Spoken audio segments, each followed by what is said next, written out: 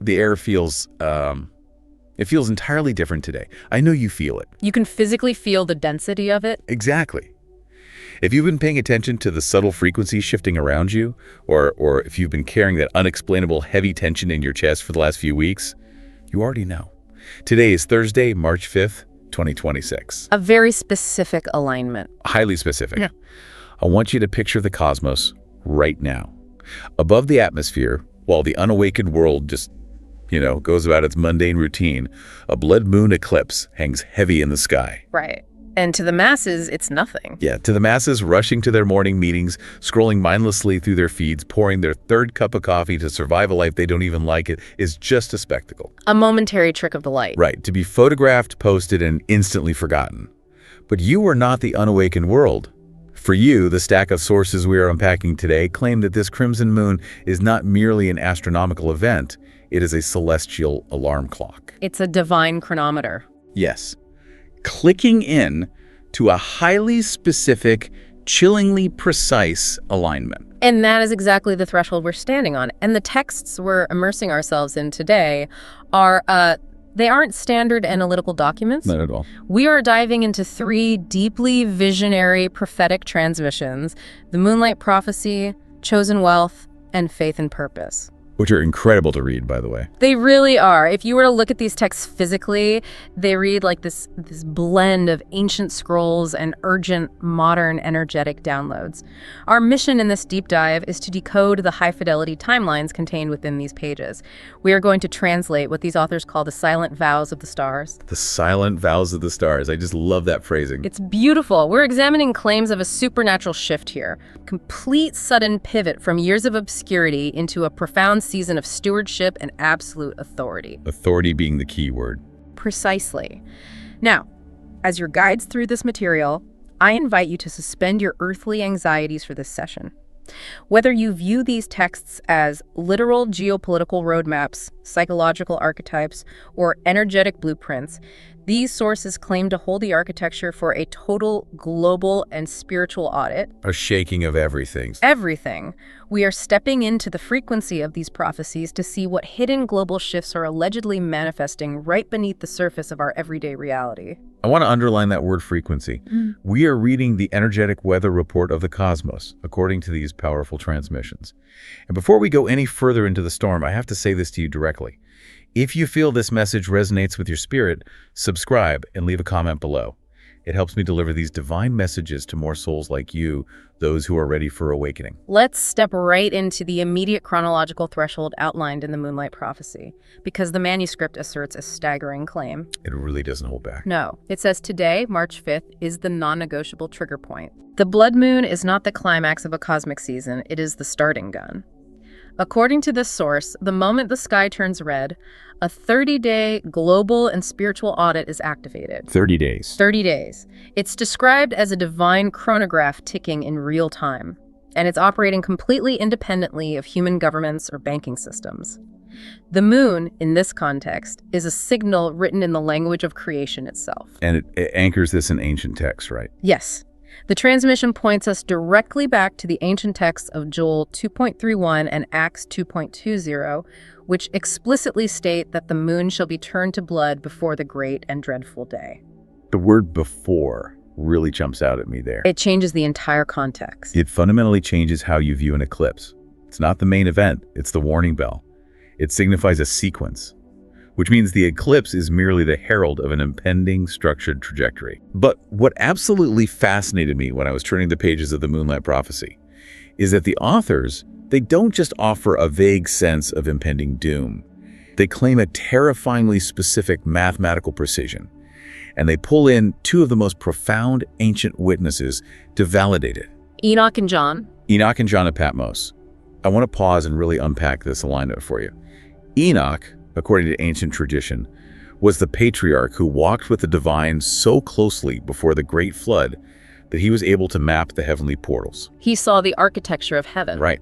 And John, exiled on the penal colony of Patmos, was given the ultimate apocalyptic vision of the end of the age in the book of Revelation.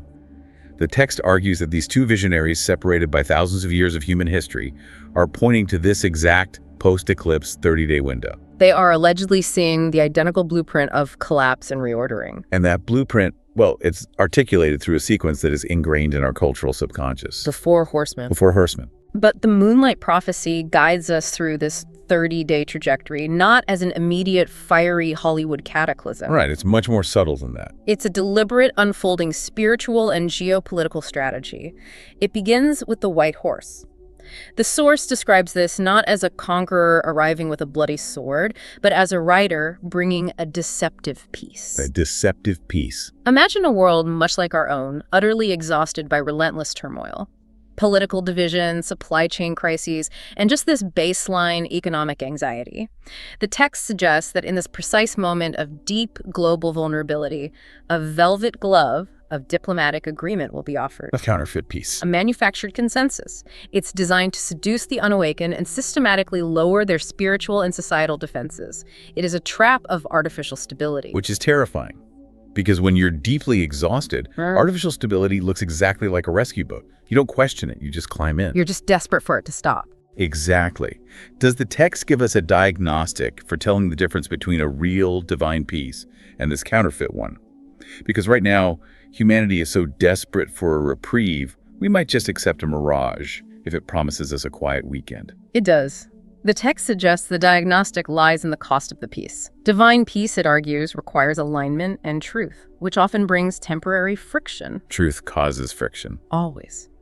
But the counterfeit peace requires nothing but your compliance. It asks you to look away from deep systemic rot in exchange for temporary comfort. And the transmission warns that this false peace is merely the opening gambit, because right behind it, riding in its shadow, comes the red horse. War. But specifically, the sudden, violent shattering of those very alliances we just talked about. The source says that trust between nations, and crucially, even within local communities, will dissolve almost overnight. Within communities. That's the part that really chills me.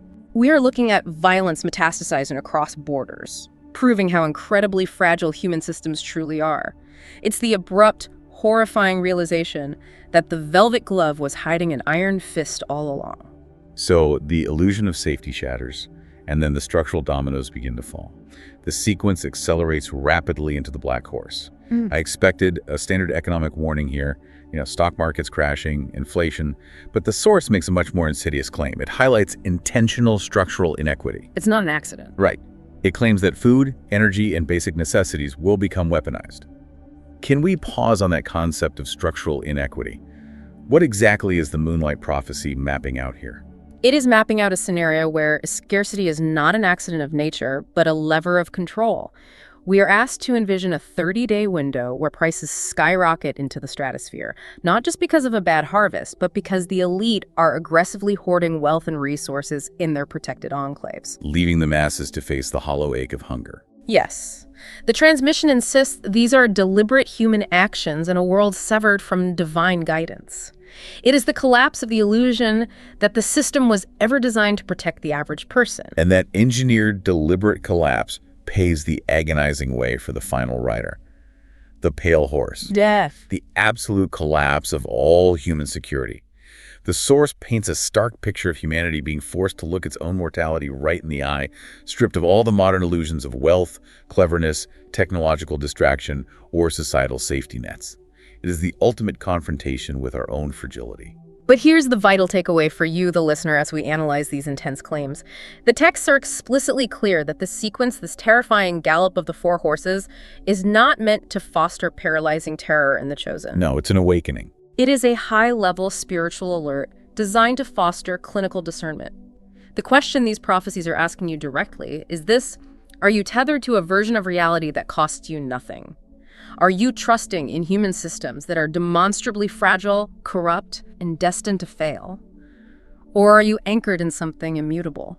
The 30-day audit is not just a judgment on the world.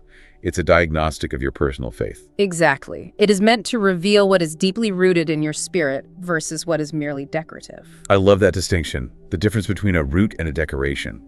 Because the sources pivot sharply from the massive geopolitical stage right into the intimate internal battlefield of your own soul. The internal shaking. Yes, we aren't just talking about the collapse of supply chains or governments in faraway capitals. According to these translations, the systems breaking down include the superficial structures of faith itself. The Moonlight Prophecy warns of a profound internal crisis, an absolute shaking taking place within our spiritual infrastructure. It targets the church and spiritual leadership directly. It does, and it pulls no punches. The text issues a severe warning regarding institutional faith. It claims that spiritual leaders who have prioritized their own platforms, brand deals, popularity, and comfortable, safe teachings over raw truth and preparation are currently being exposed as obsolete. Absolute, that's a strong word. Very strong. The transmission draws heavily on Matthew 24, referencing the rise of false prophets, and St. Paul's prediction of a time when people will favor easy ideas that tickle their ears. The source argues that a faith that has not been tested by fire, a faith that only works when the economy is booming, is merely a house built on sand. And when the atmospheric pressure of this 30-day window hits, that house will violently collapse. We will be swept away entirely. And what does that collapse actually look like on the ground? The source isn't just talking about empty pews or bankrupt megachurches. It's talking about that devastating moment you realize the local leader you've been listening to for 5 years is essentially just a motivational speaker in a pulpit. Selling comfort. Selling comfort. And their advice completely crumbles the second real, visceral anxiety hits your life. The text describes the consequence of this realization as a great scattering. People drifting aimlessly. Imagine believers realizing their spiritual anchors were made of paper, drifting. The source suggests they will drift toward polarized political ideologies just to find a sense of belonging, or they'll abandon their faith entirely. It's a sobering, heartbreaking thought. It really is. But this brings us to the absolute core of who these transmissions are actually speaking to. They are speaking to you, the one who hasn't scattered, the chosen one. I want to draw deeply from the chosen wealth and faith and purpose texts now, because they turn their focus directly to your internal psychological landscape. Yes, these sources shift their frequency to address a very specific, quiet type of spiritual weariness. They validate the profound fatigue of the listener. The fatigue of the chosen. If you are listening to this, the texts are speaking to the pain of holding your faith quietly for a long, long time. The pain of being chronically overlooked by the very systems we just discussed. They describe that haunting feeling of waking up day after day, looking at your life and feeling like absolutely nothing has changed on the outside. Your bank account looks the same, your job is the same, your relationships are the same. While internally you are holding the crushing, expansive weight of a massive spiritual calling, it is the fatigue of consistency. I found myself highlighting that entire section. Because when you have been waiting in obscurity for years, there is a tremendous, almost unbearable temptation to measure your worth by speed.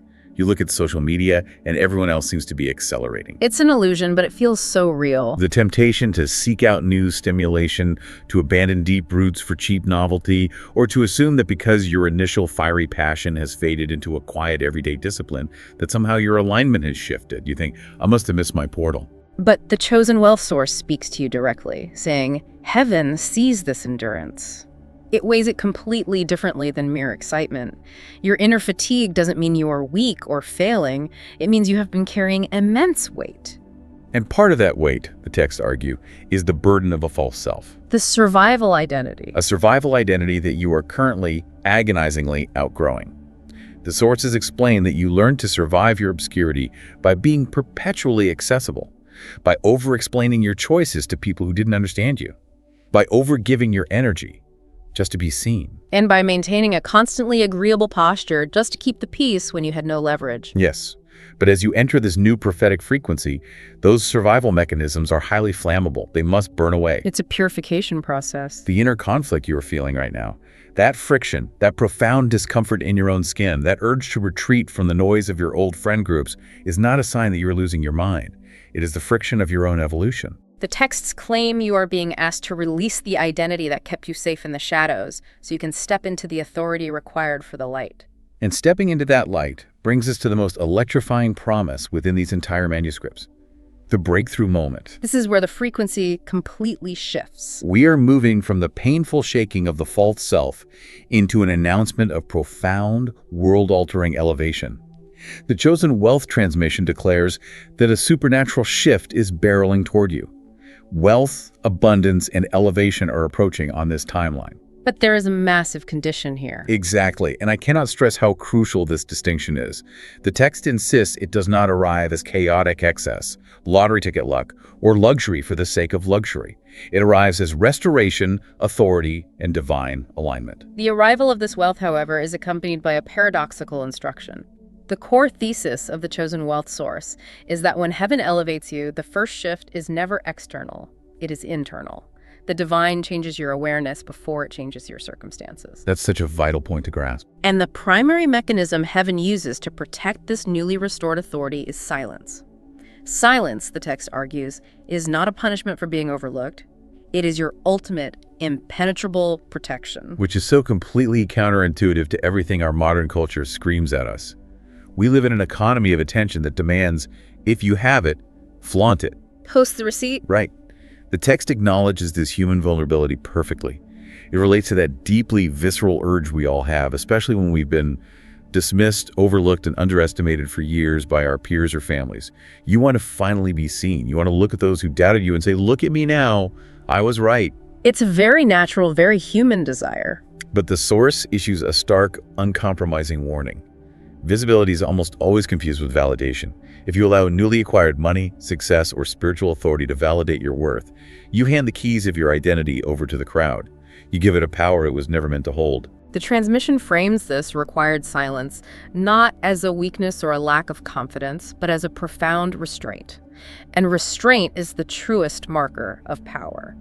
It uses a beautiful grounding metaphor that I think we should all internalize. Seeds do not grow on the surface, they grow underground. They grow underground. Wow. Wealth and spiritual authority must grow the exact same way. In complete privacy, in obscurity, in subterranean spaces where they cannot be pulled at, judged, or uprooted by unqualified hands. Unqualified hands. That is so perceptive. Silence protects your timing, it protects your fragile new relationships, and most importantly, it protects your mind from the countless voices that were never qualified to guide you in the darkness, and therefore have no right to speak to you in the light. Because those voices will come. Oh, they always do. The texts are unflinchingly realistic about human nature here. They warn that money and elevation do not change people. They act as a magnifying glass. They reveal them. The absolute moment the frequency of increase touches your life, new eyes begin to watch you. Smiles of supposed support from old acquaintances can quietly curdle into toxic entitlement. People who cheerfully ignored you in your obscurity suddenly believe they possess VIP access to your abundance. This is where the concept of filtration and boundaries transitions from a self-help buzzword into a matter of absolute spiritual survival. The chosen wealth source heavily emphasizes the discipline of refusal. It teaches that true generosity is deeply intentional, not impulsive, and it's certainly not driven by the survivor's guilt of your past lack. The listener is being guided to understand that sometimes helping someone actually means looking them in the eye and saying no. Saying no is an act of love. Exactly, thereby allowing them the dignity of their own growth and struggle. Stepping back is framed not as cruelty or arrogance, but as profound clarity. The text even references the ancient cautionary tale of Joseph, the dreamer. Joseph is such a perfect example for this. He spoke entirely too early about his prophetic visions of leadership to his unawakened brothers, and he paid a massive, agonizing price in betrayal, being thrown into a pit and enduring years of misunderstanding. Timing matters immensely. Not every blessing is meant to be explained to your family. Mystery is not deception, it is discretion. I want you to let that sink into your spirit right now. Mystery is discretion. You do not owe the world an explanation for the anointing on your life. Hold on to that truth as we move into the very architecture of this divine timing. Many of you are watching right now feeling something shift inside, but you haven't subscribed yet. If you're still here in this moment, it's because this message was meant for you. Hit that subscribe button, not just for numbers, but so these divine transmissions can find you every single day without interruption. As we lock into this higher frequency, let's look at the highly specific dates provided in the Faith and Purpose transmission. The text brings an incredible surge of urgency and energy here, focusing intensely on March 3rd, 4th, and 5th. The divine deadlines. It claims these are not ordinary squares on a calendar. They are described literally as heaven's deadlines. They are penciled in divine appointments for supernatural intervention in your timeline. The author is asking you to deeply believe that while humanity operates on a slow, grinding, linear timeline where progress is measured in inches, the divine operates on the explosive principle of the suddenly. The God of the sudden.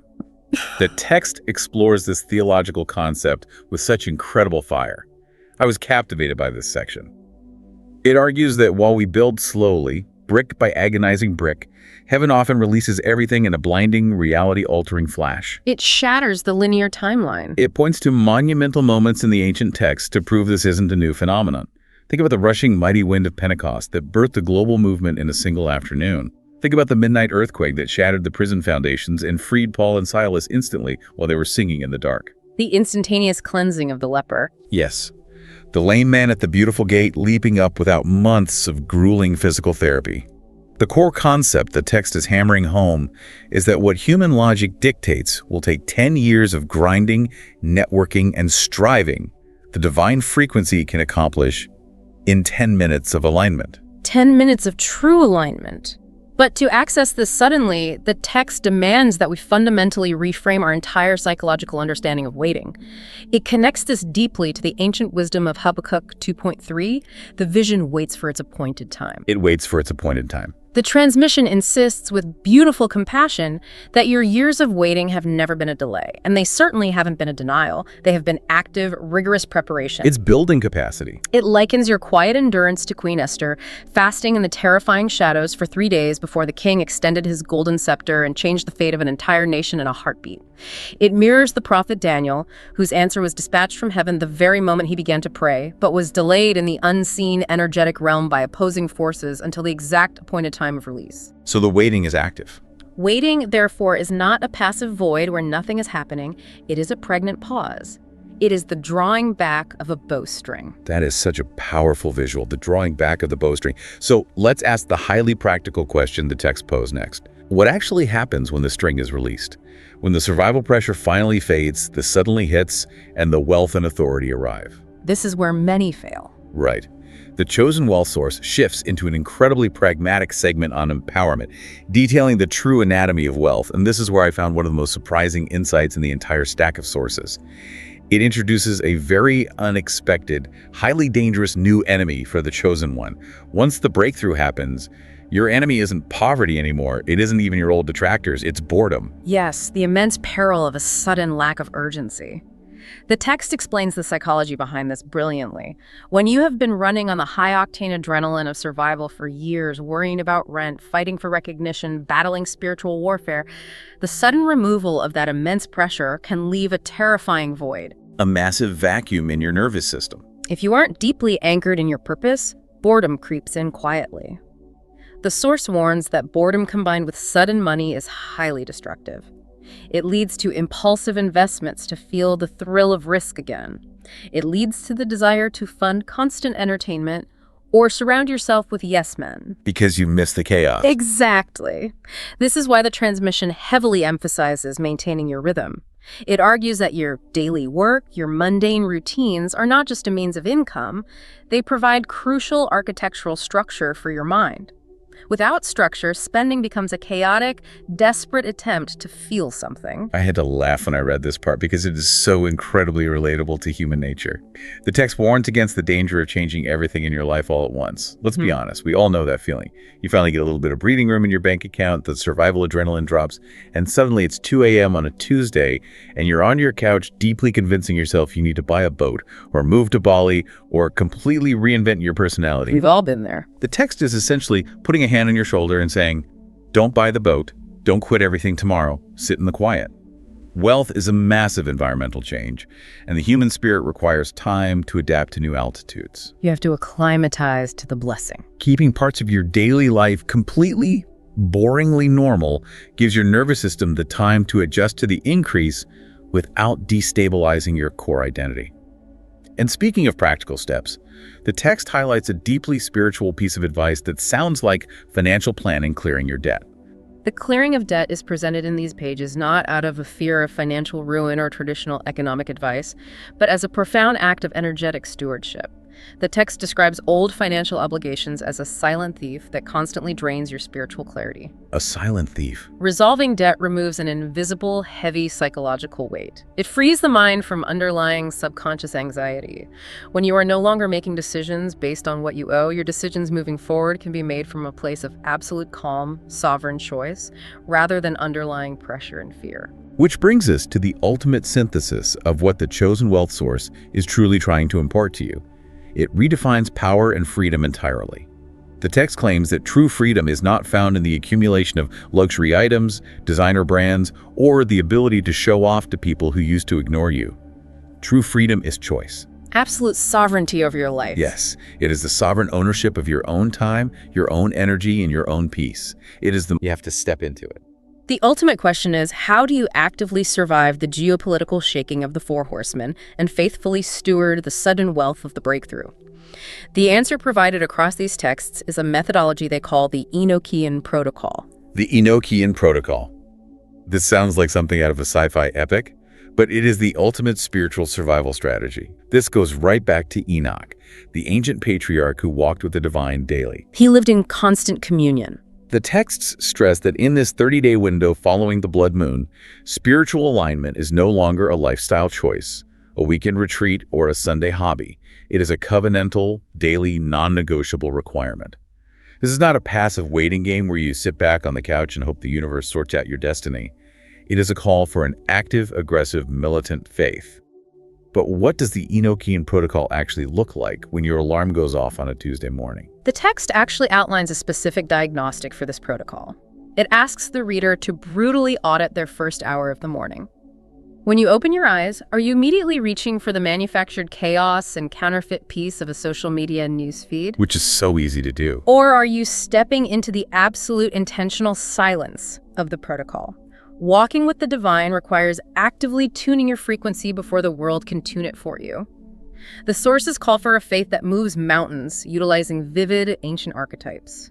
They urge the listener to prepare exactly like the wise virgins in the parables, keeping the oil of their spiritual lamps full through constant, unglamorous internal work. The unseen work. They frame praise not just as an expression of joy when things go right, but as a visceral language of expectation and spiritual warfare, tool to literally align your body's frequency with the incoming provision. It's about becoming desperate in a wholly unbothered way.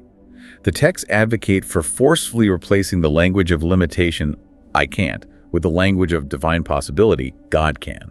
They even suggest returning to the ancient practice of fasting. Yes, to reset the body and spirit.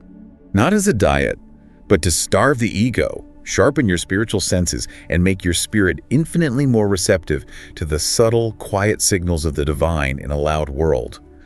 The sources draw on visceral examples of aggressive faith pressing through the suffocating crowd of distractions, like the woman with the issue of blood who risked everything just to reach out for healing. Or crying out louder when polite society tells you to be quiet. Just like blind Bartimaeus on the side of the road. It is an unapologetic, active claiming of the destiny that the cosmos has supposedly scheduled for you. But at the very center of this aggressive faith, the texts issue a deeply intimate, almost heartbreaking call. They tell the listener they must return to their first love. Yes, this is the emotional core of the entire transmission. When the storm of the black and pale horses hits, when the false peace of the white horse shatters into war, the texts warn that your religious doctrine, your cultural trends, your theological debates, and your outward appearances will not be enough to save you. They will all burn up. What will anchor you is that raw, surrendered, unpolished devotion that transcends all ritual. First love. It is the purity of seeking the divine not for what it can give you, but for what it is. The text asks you to cultivate your spiritual senses, to constantly test what you hear against immutable truths, and to fiercely seek a community that values truth over popularity. It is a deeply personal, intimate alignment. You cannot control the unfolding of the global geopolitical timeline, but you possess absolute sovereign control over the alignment of your own heart. So, let's pull all of these massive cosmic threads together into a final synthesis for you. If we're to step fully into the reality these transmissions are mapping, the cinematic arc of your life is fully in motion. The 30 days have begun. The celestial alarm clock of the blood moon has rung. The false peace of the world is a mirage. But your internal hard-fought alignment is the truest reality you possess. It is the only solid ground. The divine suddenly is already on your calendar, and the silence you have been practicing in your obscurity is the very vessel that will protect your newly restored authority and wealth. As we conclude this awakening, this transmission, I want to leave you with a profound, lingering concept to mull over, something that isn't explicitly spelled out in the margins of these texts, but is deeply, inextricably woven into their foundation. Consider the actual physics of the cosmos itself. Think about the most massive, world-altering, powerful forces in the universe. The ultimate forces of creation. Black holes devouring light and bending time. The relentless, accelerating expansion of galaxies across the void. The turning of massive planetary bodies in their orbits. All of these unimaginable, terrifying forces operate in absolute, deafening silence. Deafening silence. What if the silence you've been forced to endure all these years wasn't a punishment for being unworthy? What if it wasn't even just a protective measure against those who would misunderstand you? What if your silence was the universe deliberately, lovingly aligning your personal frequency with the ultimate, quiet power of creation itself? What if your quietness is, in fact, the loudest roar in the spiritual realm? This is your moment, your timeline, your divine calling. If this message spoke to your heart, subscribe, comment, and share this light with others on their path. Together we rise,